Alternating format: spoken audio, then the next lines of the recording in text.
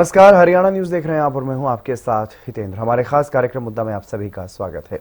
मुद्दा में आज बात एक बार फिर से वोट चोरी के मुद्दे को लेकर के करेंगे, क्योंकि वोट चोरी के आरोपों को लेकर के देश की सियासत में घमासान मचा हुआ है और इसका केंद्र बिंदु बना हुआ है हरियाणा में वोट चोरी के मुद्दों को लेकर के कांग्रेस और बीजेपी आमने सामने है। एक तरफ कांग्रेस चुनावी धांधली का आरोप लगा रही है, हरियाणा की सरकार को चोरी की सरकार बताया जा रहा है, तो वहीं बीजेपी इसे भ्रामक प्रचार बता रही है। दोनों दलों में बयानों की तल्खी भी बढ़ती हुई नजर आ रही है। इसी मुद्दे पर करेंगे चर्चा, उससे पहले एक रिपोर्ट आप देखिए।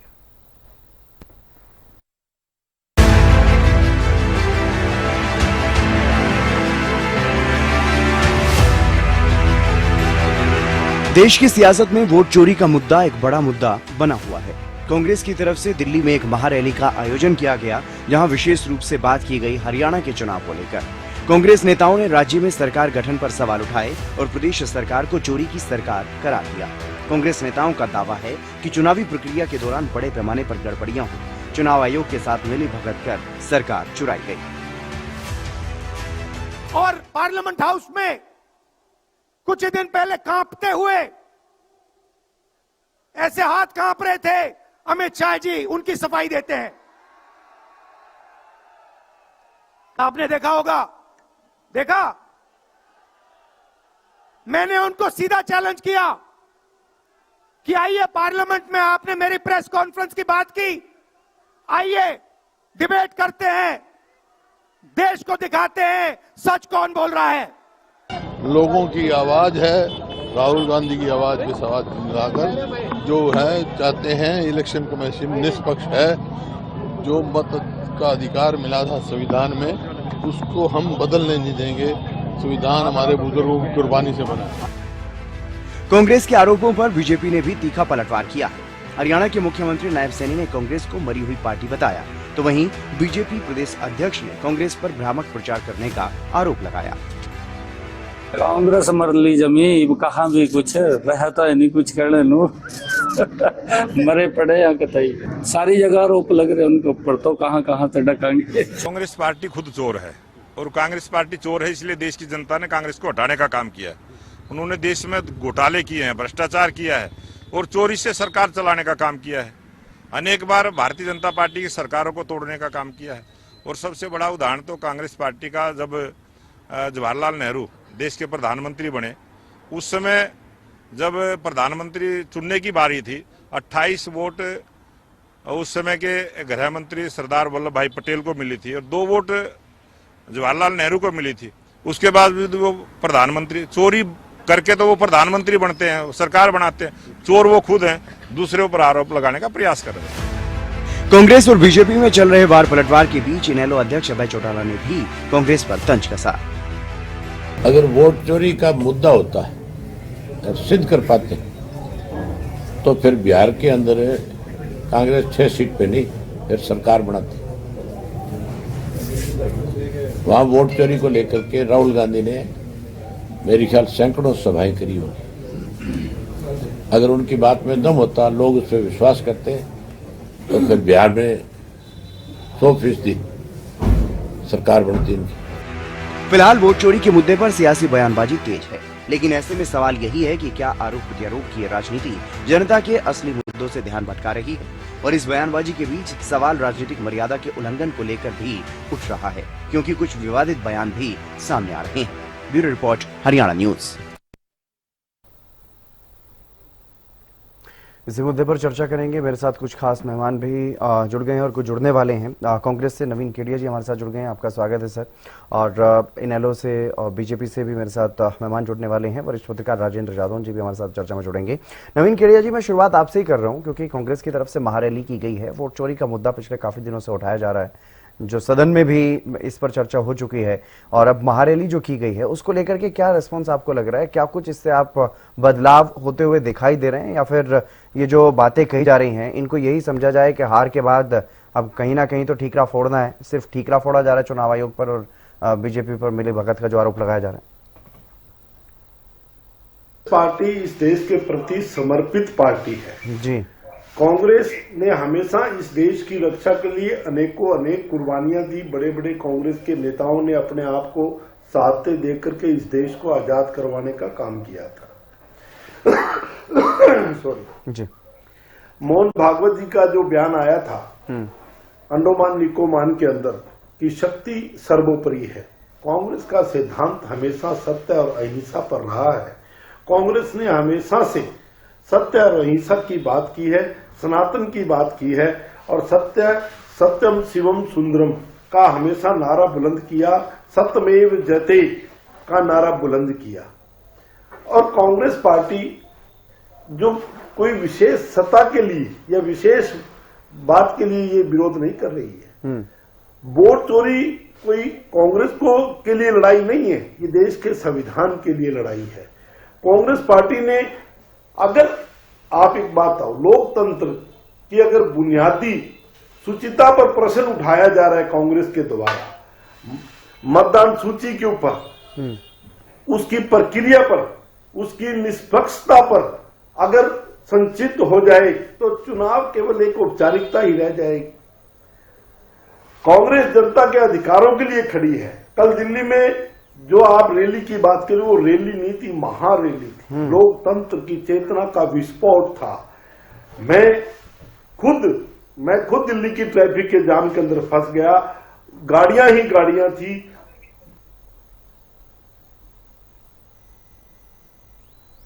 का जमावड़ा बता क्या बताएं, उसको आप गणना भी नहीं कर सकते। मैंने मेरे जीवन काल के राजनीतिक कैरियर के जीवन काल में इतनी भीड़ मैंने कभी किसी रैली में नहीं देखी।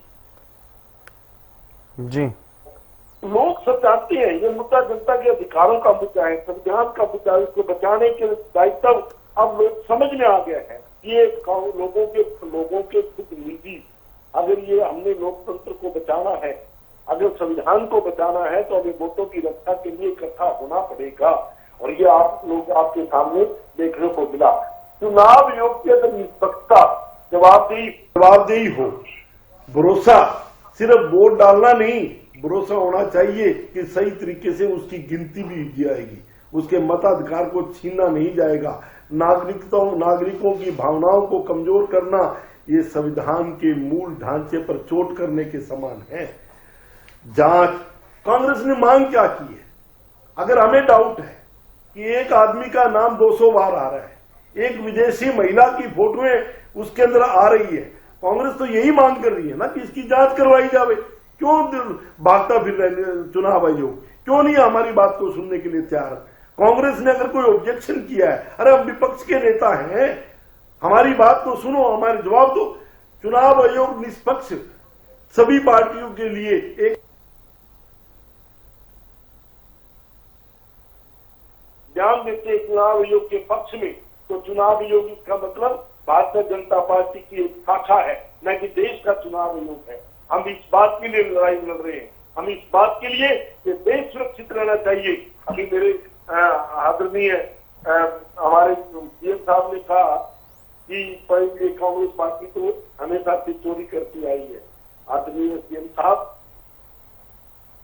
साहब तो कह रहे हैं कांग्रेस पार्टी मरी हुई है, ये तो प्रदेश अध्यक्ष कह रहे हैं। कांग्रेस पार्टी मरी, 35 सीटें हम लेके आए हैं और आप चोर हो, 5 वोटों के चोरी की आपने, तब जाकर के आपका हमारा वोटों का डिफरेंस कितना है?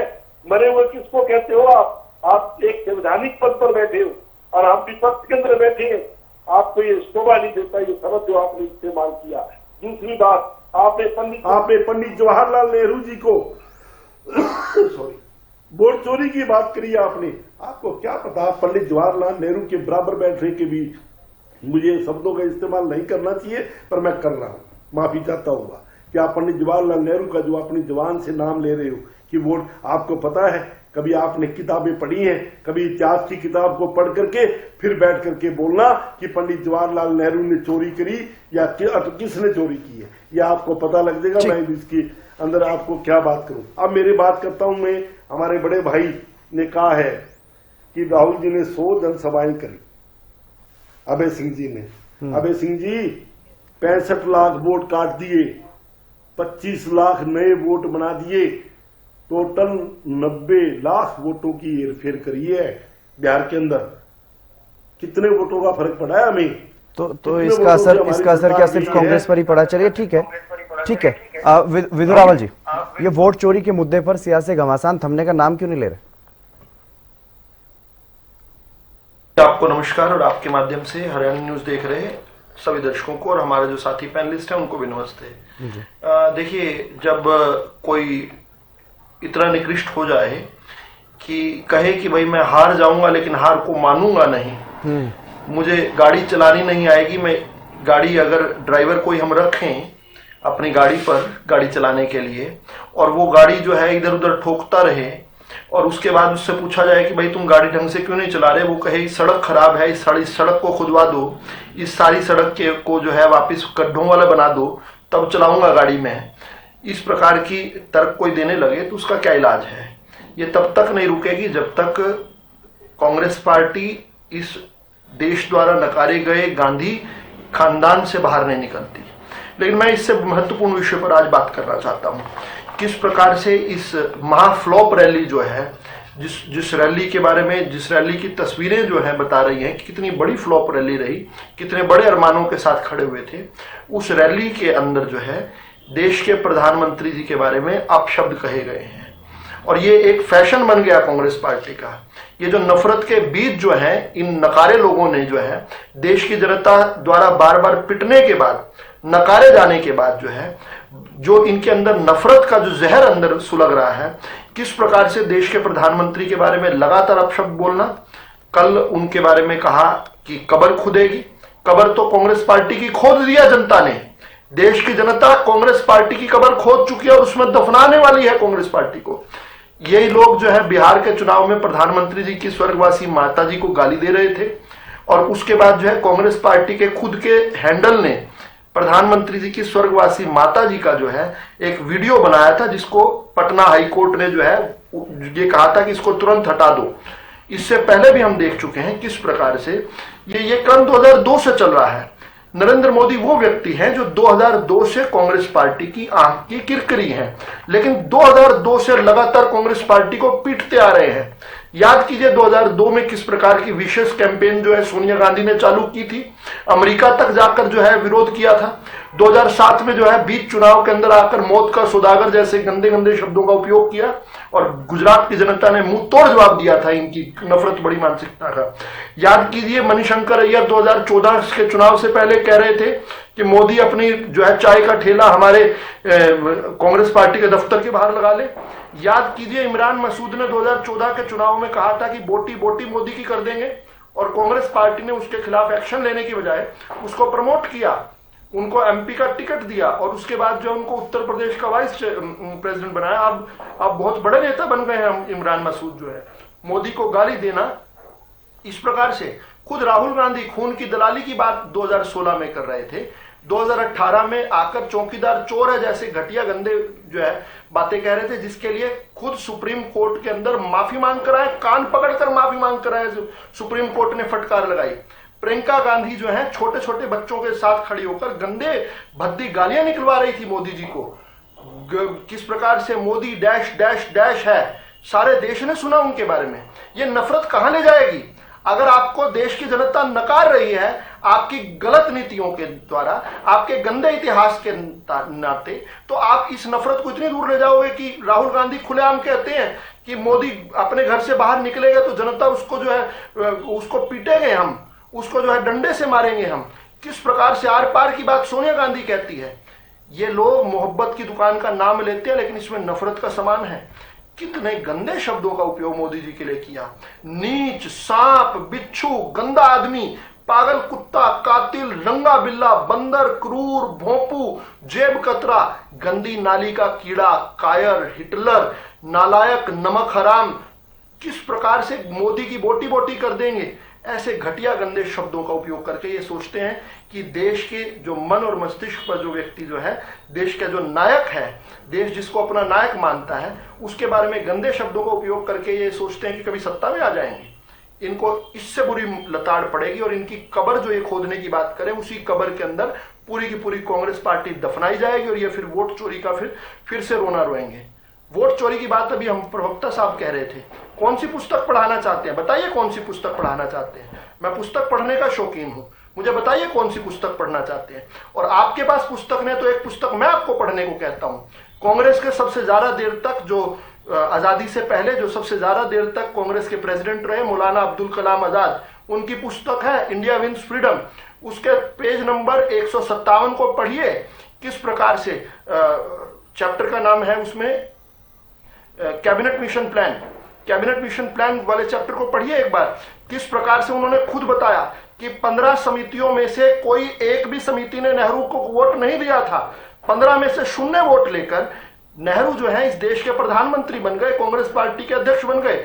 सरदार पटेल को 15 में से 12 वोट मिले और उनको नकार दिया गया। यह पुस्तक आपको पढ़नी चाहिए। आपके पास कोई इससे बेहतर पुस्तक है बताइए। लेकिन बड़ी बात यह है कि ये नकारे गए लोग जो हैं, पिटे हुए मोहरे, फुस हो चुके बम जो हैं, देश के लोकतंत्र के प्रति अविश्वास फैलाने का केवल प्रयास करते रहेंगे। लेकिन देश की जनता अगले चुनाव में इसको और बुरी तरह से पीटेगी। बंगाल का चुनाव आने वाला, पिछली बार भी शून्य सीटें थी इनकी, इस बार भी शून्य रहेंगी।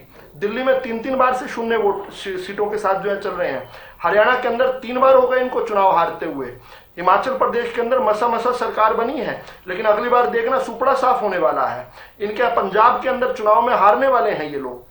भारतीय जनता पार्टी इतना बड़ा जगनॉट है, आज विश्व की सबसे बड़ी पार्टी, केवल सिद्धांतों के नाते और सौम्यता के नाते बनी है, देश की जनता का दिल जीत कर बनी है। जिसको आप वोट चोरी कहते हैं, वो दरअसल देश की जनता द्वारा आपको नकारे जाने का सर्टिफिकेट है, जो चुनाव दर चुनाव आपको देश की जनता दे रही है। और आप तो इतने नफरती हैं कि उस जनता को राक्षस कहते हैं। याद कीजिए हितेंद्र जी, कुछ लगभग 1 साल पहले आप और हम डिबेट कर रहे थे, और यही रणदीप सुरजेवाला भाजपा को वोट देने वाली भारत की जनता को राक्षस कह रहे थे। आप नाच ना जाने आंगन टेढ़े का उत्कृष्ट उदाहरण हो। ठीक, ओंकार जी, किस तरह से देखा जाए, क्योंकि वोट चोरी का मुद्दा हरियाणा के चुनाव से जुड़ा हुआ है ये मुद्दा, और इसको बार बार जिस तरीके से अब चाहे सदन की बात करें, सदन में भी ये मुद्दा उठाया गया, कांग्रेस की तरफ से दिल्ली में महारैली कर दी गई है, उसको लेकर के इनेलो के अध्यक्ष हालांकि तंज भी कसते हुए नजर आए कि बिहार में ये चला नहीं इनका, अगर ऐसा होता तो बिहार में काफी अच्छा रिजल्ट रह सकता था कांग्रेस के लिए। लेकिन क्या समझा जाए, आखिरकार इस पर सियासत थम क्यों नहीं रही?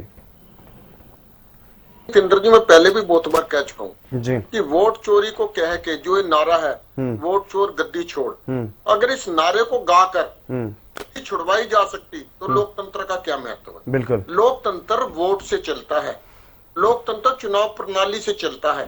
सिर्फ नारे लगा के ना तो कोई गद्दी छोड़ता है, ना ही कोई आज तक किसी ने गद्दी छोड़ी है। और आज ये लोकतंत्र में अगर ये कहते हैं वोट चोरी हो रही है, आप डिमांड कीजिए, एक मंच पे लेके आइए सबको कि बैलेट पर चुनाव हो। और मेरे को लगता है कि अगर कांग्रेस इसमें पहल करेगी, बहुत सी पार्टियां कांग्रेस के साथ लगेंगी कि बैलेट पर चुनाव होने चाहिए। अभी 6 राज्यों में अगले कुछ महीनों में चुनाव है। चुनाव योग पर अगर बार बार ये इल्जाम लगता है, किसी एक राज्य में बैलेट पर चुनाव करा के देख लेना चाहिए। क्योंकि चलिए अभी देश में अगर बैलेट पर चुनाव इतनी जल्दी नहीं हो सकते, लेकिन 1-2 राज्यों में तो करवा के जनता की तसल्ली की जा सकती है। लेकिन मेरा ये मानना है वोट चोर गद्दी छोड़, इन रैलियों से कुछ नहीं होने वाला। आपको कंस्ट्रक्टिव रूप से जनता में जाना पड़ेगा। और अगर इस मुद्दे में कुछ होता, वोट चोर गद्दी छोड़ के नारे में कुछ होता, तो बिहार में सीधी सी बात है, जैसा अभय सिंह चौटाला जी ने बोला कि अगर इस नारे में दम होता तो बिहार में कांग्रेस की बहुत अच्छी सीटें आती, जबकि बिहार में नहीं आई। इसका मतलब जनता ने इस नारे को सीरियसली नहीं लिया। हाँ, जनता ये जरूर चाहती है, जनमत ये आज इस फेवर में है कि वोट जो है, वोट का अधिकार जो है हमारा, वो बैलेट पर आ जाए। क्योंकि ईवीएम को कहीं ना कहीं मैनेज किया जा सकता है। ईवीएम एक मैन मेड मशीन है, और मैन मेड मशीन जो भी होगी, उसको जिस व्यक्ति ने इजाद किया है वो व्यक्ति उसका तोड़ जरूर रखता होगा। और आज भी अगर वो तो ओंकार जी बैलेट के जमाने में भी इस तरह की बातें चलती थी ना, कि ठप्पा मार दिया और पूरा का पूरा बूथ लूट लिया, बूथ कैप्चरिंग कर दी। वो तो इस तरह के आरोप तो पहले भी लगते रहे हैं, बैलेट पेपर पर भी लगते रहे। बहुत अच्छी बात की जितेंद्र जी आपने। उस समय ना तो मोबाइल होते थे, ना इंटरनेट होते थे। आज मोबाइल है, इंटरनेट है, लेटेस्ट टेक्नोलॉजी है हमारे पास। आज अगर आप सोचो कि बूथ कैप्चरिंग जैसी कोई घटना हो जाएगी, मैं नहीं मान सकता, क्योंकि आज हम सब सजग हैं।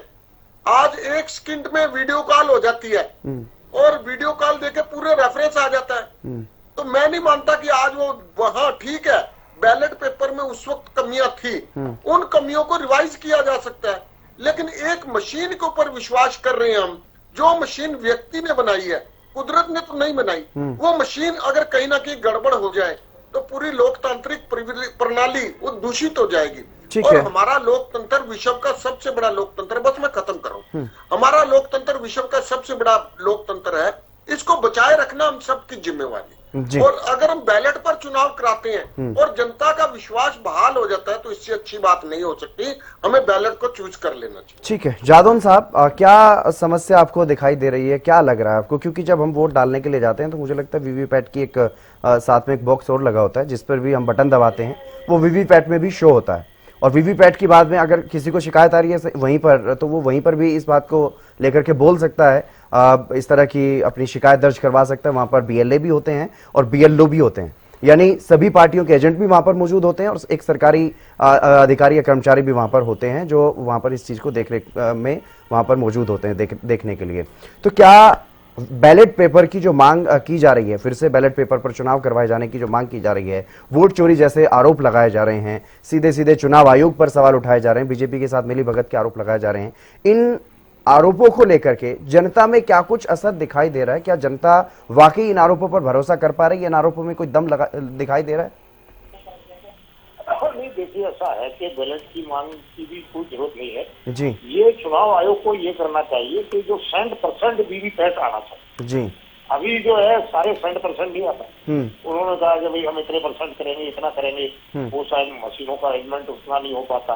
अगर वीवीपैट 100% आ जाता है तो फिर आप ये दावा नहीं कर सकते कि वोट तो हमने कांग्रेस को दिया था और बीजेपी को चला गया, क्योंकि जो पर्ची निकलती है वो तो प्रमाणित कर देगी, आपके सामने आपके हाथ में आएगी और आपको सामने दिखाई देगा कि आपने जिसको वोट दिया था, बटन जो दबाया वोट उसी को गया या दूसरे को चला गया।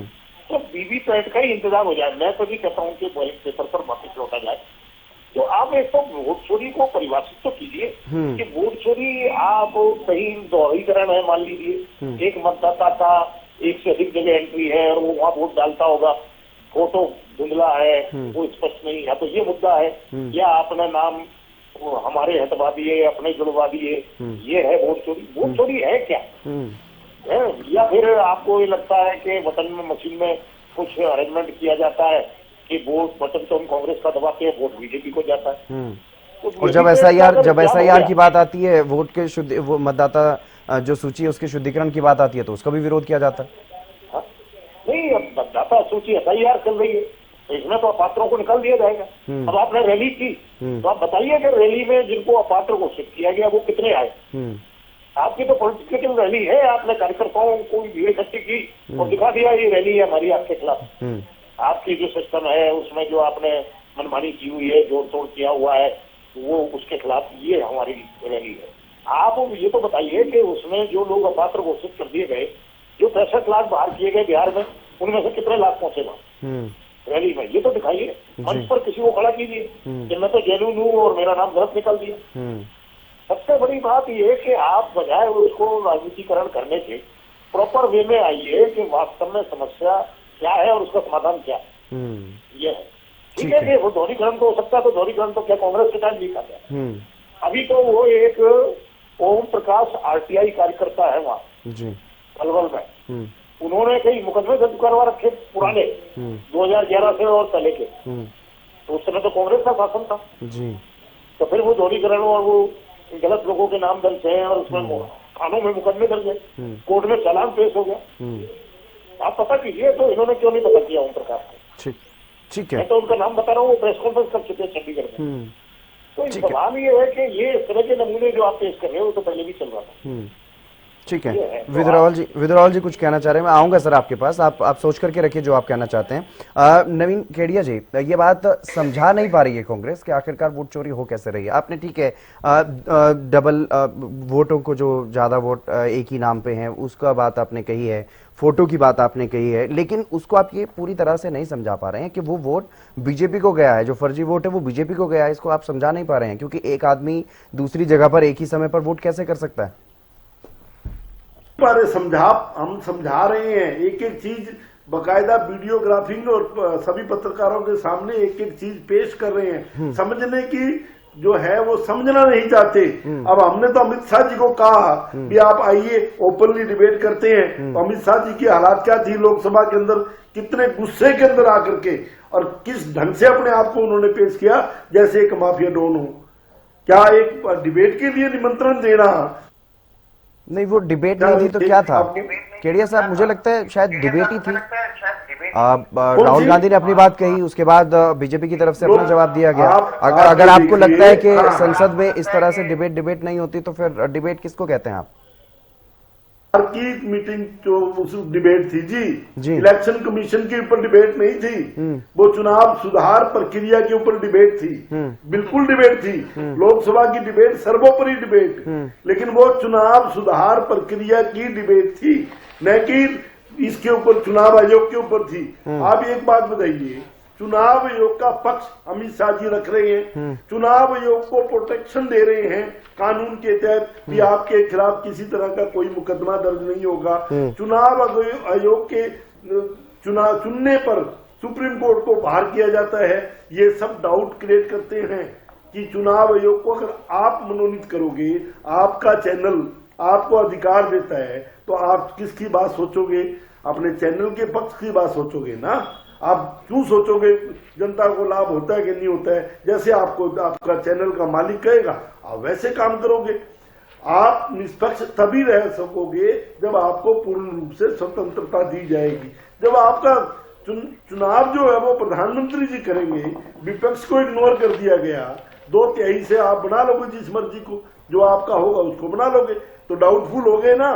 फिर हमने आपको एक एक तथ्य रखे हमने, और पब्लिक के बीच में, पब्लिक डोमेन में, और ये रैली करने की, हम तो देखो अहिंसा हमारा पर्व धर्म है, सत्य पे चलना हमारा धर्म है। हम तो शक्ति के पुजारी है नहीं, हम तो सत्य के पुजारी हैं, और यही सनातन धर्म भी कहता है और सभी धर्म कहते हैं, सत्य ही जीतेगा। हम इस आवाज को उठा रहे हैं, उठाते रहेंगे। ये तो कह रहे हैं ना मोदी जी को गालियां निकाली है, आप इनका इतिहास निकाल के देखो, सोनिया जी के बारे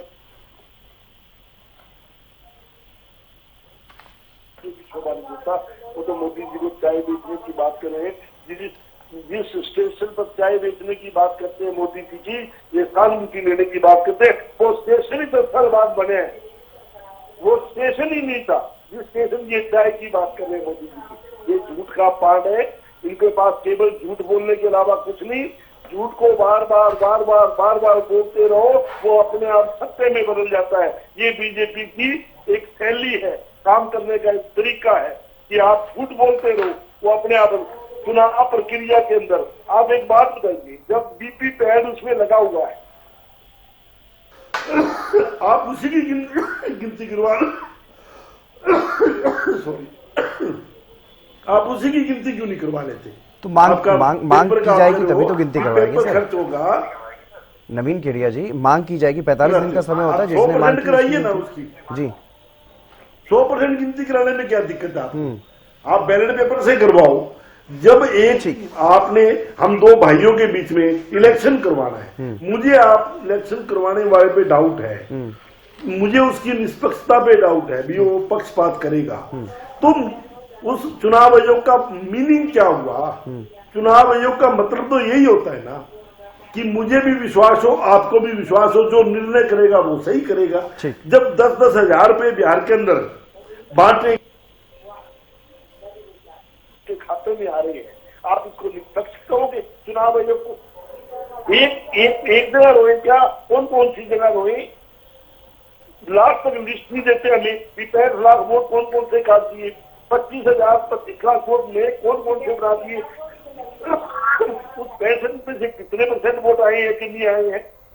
आप जो है, ये मेरे बीजेपी के साथियों का काम है झूठ बोलना और बार बार बोलना ताकि वो सच में कन्वर्ट हो जाए। ये इनकी नीति है।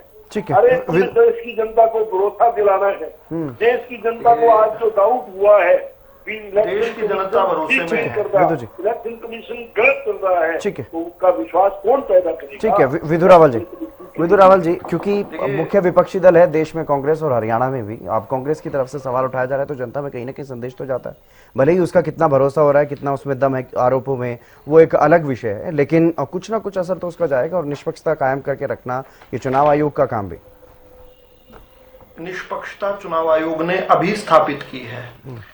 अगर केवल और केवल कांग्रेस प्रवक्ता के मापदंडों पे ही हम सारी चर्चा कर लें, उनका कहना कि जब चुनाव आयोग प्रधानमंत्री तय करेंगे, चुनाव आयुक्त प्रधानमंत्री बनाएंगे, तो चुनाव आयोग निष्पक्ष कैसे हो सकता है? मुझे एक कोई चुनाव आयुक्त कांग्रेस पार्टी के समय का नाम बता दो जिसको प्रधानमंत्री के अलावा किसी और ने बनाया हो। देश के प्रधानमंत्री जो होते थे 1950 से लेकर 2023 तक यही व्यवस्था थी। कांग्रेस पार्टी ने केवल किसी से पूछा ही नहीं, हमने आकर इसमें नेता प्रतिपक्ष को जोड़ा। हमें तो यह भी मौका नहीं दिया कभी कांग्रेस पार्टी ने कि हम कोई डाइसेंट नोट ही लिख दें। कैसे कैसे लोगों को चुनाव आयुक्त बनाया इन लोगों ने। नवीन चावला को शाह कमीशन 1978 में कह गए। बीच में नहीं बोलेंगे, केडिया जी बहुत बोले आप। प्लीज थोड़ा सैनिटी रखिए, मैं आपके बीच में। उन्होंने नवीन चावला जो व्यक्ति है, इसके बारे में हमारे दर्शकों को पढ़ना चाहिए। 1975 में जब इमरजेंसी लगी थी, यह आदमी चाटुकारिता की प्रकाष्ठा पार कर गया था। यह आदमी कहता था मैं इंदिरा गांधी का तीसरा बेटा हूं। 1978 में शाह कमीशन ने इसको इंडाइट किया और इनकी नौकरी यह कहकर बचाई गई थी केवल कि इनको कोई भी ऐसी पोस्टिंग नहीं देगी जाएगी जिसमें पब्लिक का सीधा सरोकार हो।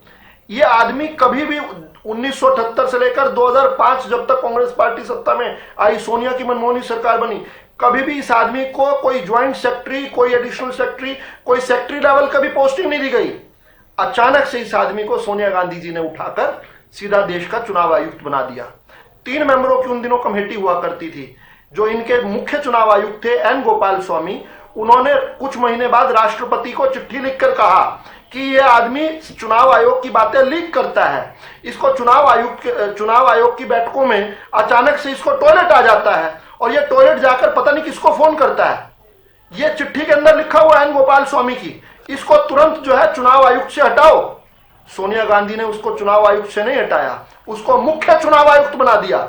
और ये हेडलाइन आप पढ़िए, सोनिया गांधी देश की प्रधानमंत्री नहीं थी, लेकिन आप आज भी हेडलाइन पढ़िए, Sonia Gandhi appoints Navin Chawla as chief election commissioner. ये किया करते थे ये काम, और आज यहां बैठकर कितना बढ़िया ज्ञान दे रहे हैं। कहते हैं कि चुनाव आयोग के खिलाफ प्रोटेक्शन आज से नहीं है, जब से ये संविधान बना था तब से है। जो पहले चुनाव आयुक्त थे ना, सुकुमार सेन, जिनको चुनाव आयुक्त से हटते ही आपने एम्बेसडर बनाकर विदेशों में भेज दिया था, खूब कई विदेशों की सैरें करवाई थी, वहां से लेकर सुंदरम तक, सेन वर्मा तक, नागेंद्र सिंह तक, टी स्वामीनाथन तक, आर के द्विवेदी, और पूरी लिस्ट है ये पूरी की पूरी। सबको आपने पोस्टिंग दी थी। एक तो चुनाव आयुक्त ऐसे थे जो MS गिल, जो चुनाव आयुक्त थे, उससे हटते ही तुरंत कांग्रेस पार्टी ने उनको राज्यसभा का सांसद बनाकर 10 साल तक इस देश का मिनिस्टर बनाकर रखा। ऐसे ऐसे आपने काम किए, और तब आप विपक्ष से नहीं पूछते थे। हमने तो फिर आपको 33% की ज्वाइनिंग, हमें तो 0% की दी हुई थी आपने। और यही नहीं, आप ये कहते हैं किस प्रकार से आप सत्य और झूठ की बात कहते हैं। मैंने तो पुस्तक का नाम बता दिया, आपके ही नेता की लिखी हुई पुस्तक है। आपने आप बार बार झूठ तो आप बोल रहे हैं, आपके पास कोई तथ्य नहीं है, केवल झूठे आपके दावे। आप बताइए, मैं पुस्तक पढ़ना चाहता हूं। अभी पुस्तकों की बात कर रहे थे, मैं पढ़ना चाहता हूं, मुझे बताइए कौन सी पुस्तक पढ़नी है।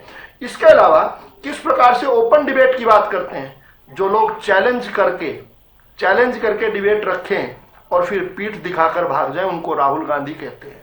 किस प्रकार से सारे देश ने देखा राहुल गांधी और उनके सारे चेले चपाटे किस प्रकार से पीठ दिखाकर भाग रहे थे, सारे देश ने देखा। ये अमित शाह जी ने तो कहा मैं आधी रात तक यहीं रहूंगा, आपके हर प्रश्न का उत्तर देकर जाऊंगा।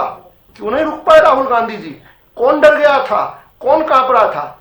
एक तथ्य, एक बात और मुझे कहने दीजिए। आज अभी इंडियन नेशनल लोकदल के प्रवक्ता ने कहा कि बैलेट से वोट हो जाए। प्रियंका वाड्रा ने भी यही सुझाव दिया। मुझे नहीं पता कि चुनाव आयोग इनकी बात कितनी मानेगा, लेकिन मैं कहता हूं charity begins at home. Indian National Lokdal की 2 सीटें हैं ना, एक रानिया से, एक डबवली से हैं, तुरंत वहां से इस्तीफा देकर चुनाव आयोग को चिट्ठी लिखनी चाहिए।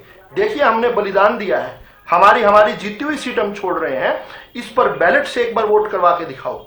इसी प्रकार से कांग्रेस पार्टी को, बहुत बड़ा राज्य नहीं तो हमारे पड़ोस के हिमाचल प्रदेश में अपनी चुनाव को जो है बर्खास्त करके, माफी चाहूंगा, अपनी सरकार को बर्खास्त करके वहां पर यह कहना चाहिए कि इस एक हिमाचल में, इन 5-6 राज्यों में जो चुनाव हो रहे हैं, इनके साथ हिमाचल में भी चुनाव करवा लो, बैलेट से करवा लो। कौन रोकता है आपको?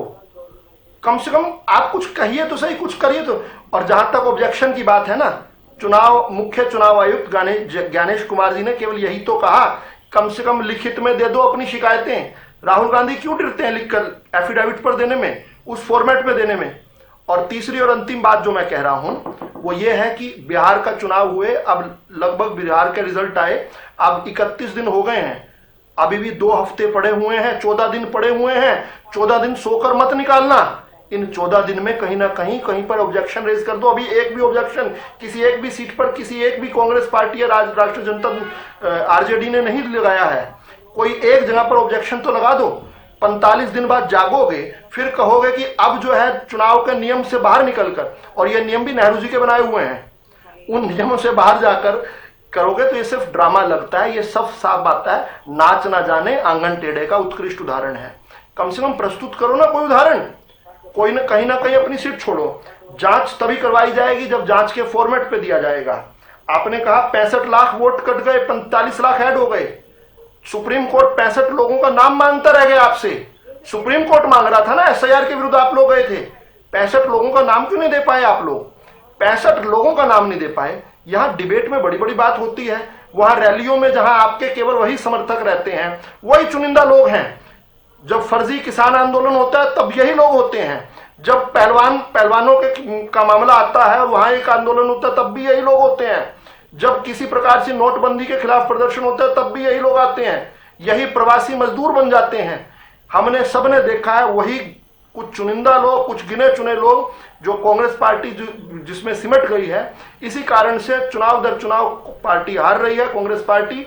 और इसका ठीकरा जो है, अपनी हार का ठीकरा जो है, इधर उधर के मामलों पर लगा रही है। कम से कम इंडियन नेशनल लोकदल के तो प्रवक्ता को तुरंत जाकर अभय सिंह चौटाला जी को यह प्रस्ताव दे देना चाहिए कि हम जो है बलिदान देते हैं, हम चुनाव आयोग के ऊपर इतनी बड़ी बड़ी बात करते हैं, उन पर जांच की बात करते हैं। ये कहते हैं कि कोई भी मैन मेड चीज हैक क्यों नहीं हो सकती? क्या ये मेरे घर की वॉशिंग मशीन हैक करके दिखा देंगे?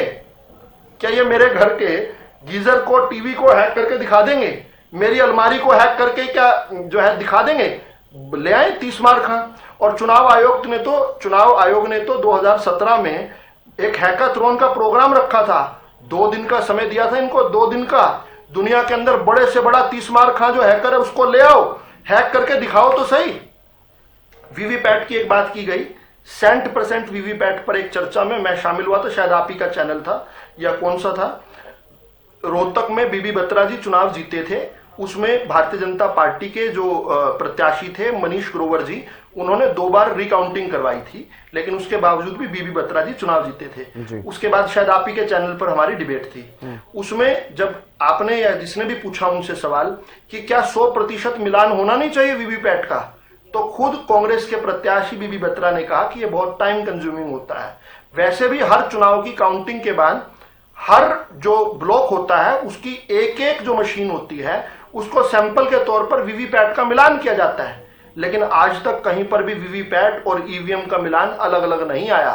तो आप जब जिस प्रकार से चावल जब बनाते हैं, चावल का एक दाना उठाकर देख लेते हैं कि पूरे के पूरे चावल पके या नहीं पके, यही एक तरह से एक सैंपल साइज होता है। कहीं पूरे देश के अंदर एक भी जगह ऐसी नहीं मिली जहां वीवीपैट और ईवीएम का मिलान ना हुआ हो। तो इस प्रकार से कभी भी कुछ भी कह देना, कुछ भी मानना कह देना, और अपने से बलिदान देकर शुरू करो ना। रानिया से डबली की सीट पर इस्तीफा दिलवाओ, हिमाचल प्रदेश से इस्तीफा दिलवाओ और बैलेट पर चुनाव करवाओ एक बार। हमें भी शंका दूर हो जाएगी, लेकिन करना कुछ नहीं है। गाड़ी हमें चलानी नहीं आती। मैं ओंकार जी के पास जा रहा था, लेकिन अगर आप ये कह रहे हैं कि हमारी भी शंका दूर हो जाएगी, अगर आपको शंका है तो आप भी चुनाव आयोग को लिख सकते हैं ना। हमें शंका इस प्रकार की कोई होती तो हम इतना सुंदर चुनाव कैसे करवा पाते? आप ही कह रहे हैं कि हमारी भी शंका दूर हो जाएगी, इसका मतलब तो है आपको शंका। मैं बता रहा हूँ हितेंद्र जी, हमारे देश का जो चुनाव आयोग है ना, वो 43 अलग अलग देश के चुनाव आयोगों को अभी पिछले 2 साल में सिखा के आया है चुनाव कैसे करने हैं। 43 देश अलग अलग भारत के चुनाव आयोग से सीखा है उन्होंने। ठीक है सर, ठीक है ओंकार जी। जब हमारे देश में चुनाव होते हैं तो चुनाव की जो प्रक्रिया है उसको लेकर के दूसरे देशों के जो बड़े दिग्गज हैं वो भी कई बार तारीफ करते हुए देखने जाते हैं, लेकिन हमारे देश में अभी भी मांग की जा रही है बैलेट पेपर को लेकर के। बैलेट पेपर को लेकर के अब जो बातें कही गई हैं उसमें अगर इनेलो भी ये चाहती है कि बैलेट पेपर से ही चुनाव हो तो चुनाव आयोग से मांग करनी चाहिए। जी सबसे पहले तो आपने 2 प्रश्न यहाँ पे राइज हुए। पहला प्रश्न ये कि वीवीपैट जब प्रणाली है सामने नजर आ जाता है वोट, तो फिर इसमें शंका क्यों? देखिए मैंने वोट डाला, मेरे को सामने नजर आ गया किस चुनाव चिन्ह पे गया, लेकिन मशीन है क्या मैनेज नहीं हो सकती? मेरे को नजर कुछ आएगा चला कहीं और जाएगा, क्या ये पॉसिबल नहीं है?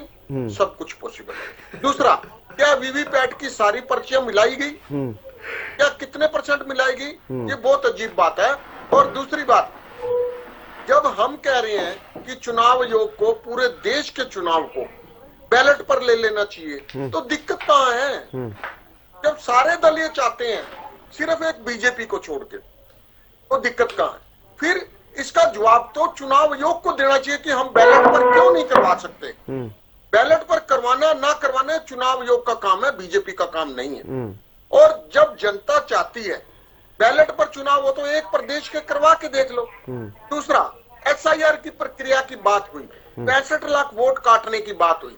मैं SIR के हक में हूं, मैं ये नहीं कहता कि ना हो, होना चाहिए, घुसपैठिए बाहर होने चाहिए, लेकिन उस 65 लाख में से 3 बातें बता दी जाए। उस 65 लाख में कितने घुसपैठिए निकले? दूसरा, उस 65 लाख में जो घुसपैठिए निकले उनका धर्म क्या था? हिंदू थे, मुस्लिम थे, सिख थे, ईसाई थे? तीसरा, वो किस देश से संबंधित थे?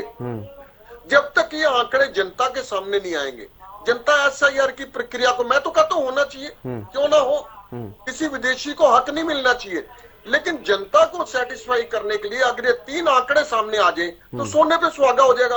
अब बीजेपी का एक प्रवक्ता बैठा हुआ बार बार एक बात कह रहा है कि रानिया की सीट से जितेंद्र जी बदतमीजी करें, बदतमीजी नहीं सही। विदु जी आपने देखो गलत मैंने असभ्य तरीके से, उन्होंने आपने असभ्य, आपको क्या असभ्य कहा है अभी तक?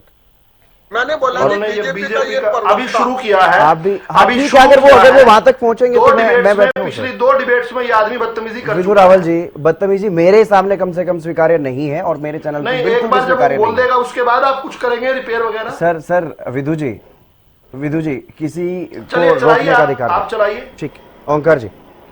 जितेंद्र जी मेरी एक रिक्वेस्ट है जी कि जो भी ये प्रवक्ता, कोई व्यक्तिगत होने की जरूरत नहीं है। मैं नहीं कहूंगा, मैं नहीं कहता, कुछ नहीं कहता, मैं कुछ नहीं कहता ऐसी बात जी। तो कृपया मेरे को ना किसी और व्यक्ति को ले लिया कीजिए, क्योंकि नहीं बताया कीजिए दिक्कत। मैं भी बहुत दुखी रहता हूँ, इनको कुछ पता नहीं। मेरी चर्चा का समय पूरा हो चुका है मेरा, मुझे जादौन साहब से आखिरी कमेंट लेना, अपनी बात पूरी कीजिए ओंकार जी। ऐसा जितेंद्र जी मेरी बात पूरी होने दीजिए। हाँ, जल्दी से पूरी कर दीजिए। इन्होंने बार बार बोला, इन्होंने बार बार बोला कि रानिया और डबो वाली सीट से इस्तीफा दे दिया।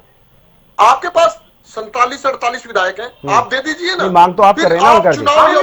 ठीक है विदु जी, आपको दिक्कत है, आप कह रहे हो बैलेट से करवाना, हम क्यों दे? हम तो संतुष्ट हैं। हाँ ठीक है विदु जी, हम तो संतुष्ट हैं, आप असंतुष्ट हो, दिखाओ दुनिया को। ओंकार जी, जितेंद्र जी देखिए, अगर ऐसे डिबेट करवानी है तो देखिए ओंकार जी, ओंकार जी इनकी बात बहुत आराम से ओंकार जी मैंने उनको रोक दिया ना, वो हाँ मैंने उनको रोक दिया, वो इंटरप्ट नहीं करेंगे आपको, लेकिन मांग तो आप कर रहे हैं ना बैलेट पेपर पर चुनाव करवाने की। सुनिए, ये कौन होते हैं हमारे को कहने वाले कि हम अभय सिंह चौटाला जी को जाके बोले इस्तीफा दे के बैलेट पर करवाएं? अरे भाई हमारी मांग है। विदु रावल जी, विदु रावल जी, वो आपको कुछ नहीं कह रहे ना व्यक्तिगत, उनको अपनी बात पूरी करने दीजिए। मैंने पहले ही कहा चर्चा का समय लगभग पूरा हो चुका है, मुझे आखिरी कमेंट पर भी जाना है। ओंकार जी की बात पूरी हो जाए एक बार। ओंकार जी जल्दी से अपनी बात पूरी कीजिए सर।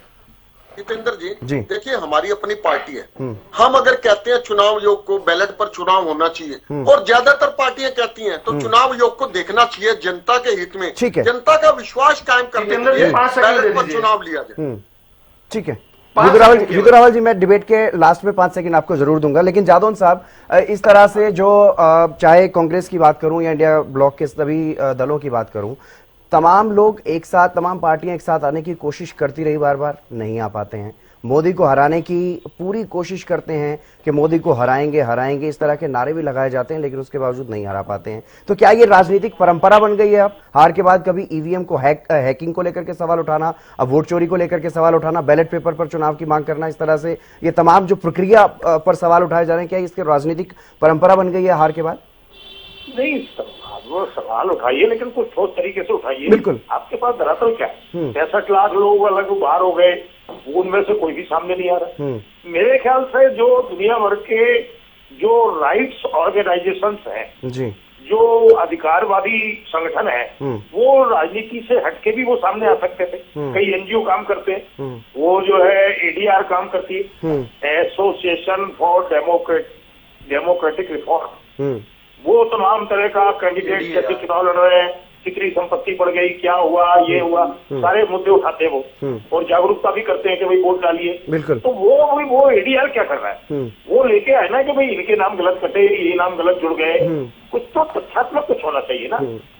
ये है क्या वो SIR हो रही है तो उसको देखिए आप, यानी सिर्फ हवाई आरोपों से कोई काम बनने वाला नहीं है। अकेले नारों पे शोर से काम नहीं चलेगा।